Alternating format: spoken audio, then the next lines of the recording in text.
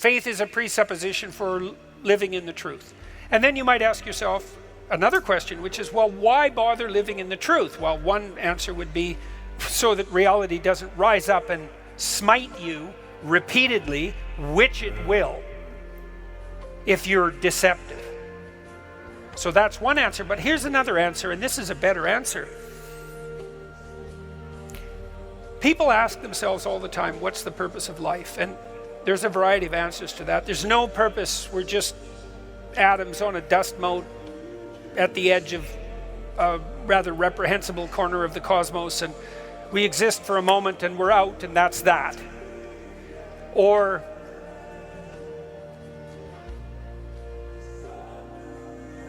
we're so lost in a plethora of subordinate meanings that we're confused and aimless. Or we want to be hedonistically happy, and I would say that's really the offer that's on the table in our culture most of the time. It's like, well, I just want to be happy. And people will say that to you. It's a slogan. It's the most common slogan of our time, I would say, and it's such a preposterous slogan. It's like, what do you mean just? You just want to be happy. That's all. That's all you want. That absolute impossibility. You want bliss unending no matter what you do, and that's all you want. It's not exactly a small ask, let's say, because it's the same thing as asking to dwell permanently in paradise. It's something like that.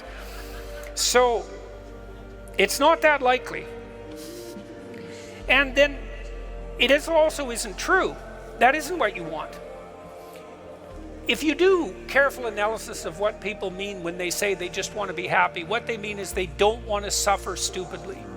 We're much more concerned with not experiencing an excess of negative emotion than we are with experiencing a surfeit of positive pleasure. So first of all, we don't mean we just want to be happy. We mean, please don't make us too miserable. And fair enough, that's reasonable. But then even on the happiness front, even on the absence of misery front, that's not true. One of the things Dostoevsky pointed out in Notes from Underground, which is so bloody brilliant, he was criticizing the idea of materialist utopia.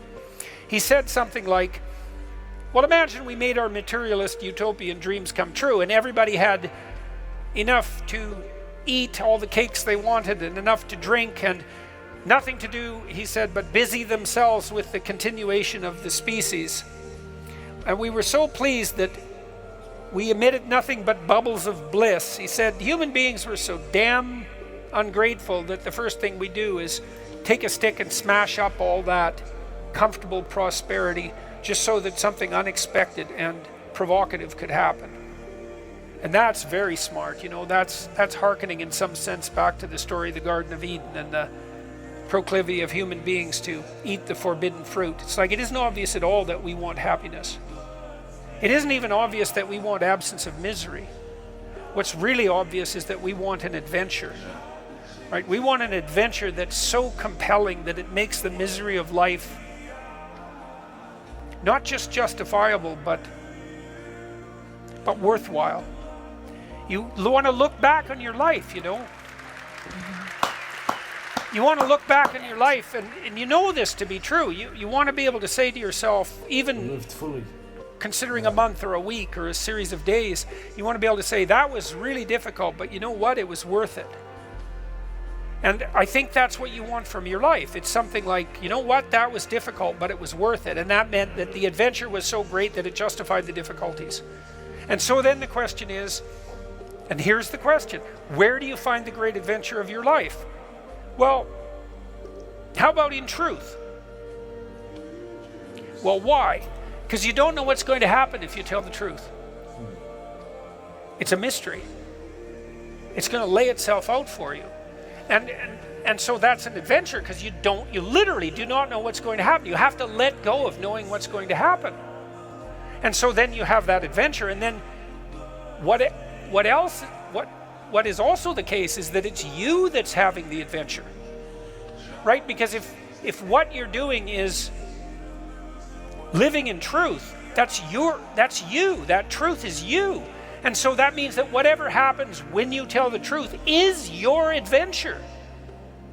And then you think, well, I'm using deception. It's like, well, maybe you are, but maybe deception is using you. And then maybe it's the spirit of deception that's having the adventure of your life. And then you might ask yourself, well, why are you so miserable and unhappy? And the answer would be, well, the spirit of deception is having the adventure of your life. You're not even there. Because if you're not living in truth, you're not there. Obviously, what's there is the spirit of deception. And you might think that's your deception, but I would be very careful about thinking that, because there have been centuries of meditation on the nature of the spirit of deception. And the answer isn't that the spirit of deception is you. The answer is that the spirit of deception is something that possesses you and convinces you that it's you. And that's not something you want to fall into the clutches of. Wow.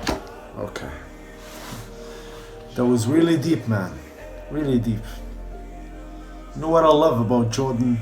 Always gives you the detailed thoughts about how we feel and how we interact with people, and the details. It's really, really good, huh? And I agree with him. Many of us these days, we live in a lie. We always just lie.